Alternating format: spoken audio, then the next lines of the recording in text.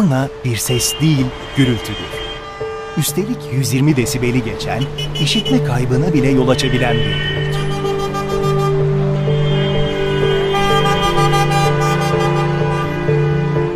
Bu konuya dikkat çekmek için Türkiye'nin en işlek semtlerinden Mecidiyeköy'e korna sayısını canlı olarak gösteren bir billboard yerleştirdik. Sırf bu billboardun bulunduğu bölgede 24 saat içinde tam 5289 kez korna çalındı. Acaba kaç tanesi gerçekten gerekliydi? Şu anda biz Mecidiyeköy'deyiz. Mecidiyeköy kavşağında. Sabaha kadar korna sesi, araba sesi. O yüzden yani beynimizin ağrısından duramıyoruz. Yeşil ışık yanıyor.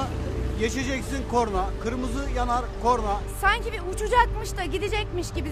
Ne oluyor sanki? Önündekini bekleme şansın varsa bekle. Boşuna korna çalma bence. Zaten yol olsa insanlar gidiyor. Korna çalmaya gerek yok. Korna çalımından dolayı insanlar artık birbirini duyamaz oldu. Gördüğünüz gibi devam ediyor hala. İşte bir korna. Rahatsız olduk mu olduk? Şu an gördüğünüz gibi 4290'ı geçkin gün içerisinde korna çalınmış. Bu da kulak ya, bu kadar çalmayın yani. Milletin başını ağrıtmayın. Değerli Türk halkı. Korna çalma. Korna çalma, Korna çalma. Huzurumu çalma. huzurumu çalma. Huzurumu çalma. Huzurumu çalma. Huzurumu çalma. Gereksiz korna çalmaya son verelim. Korna çalma, huzurumu çalma.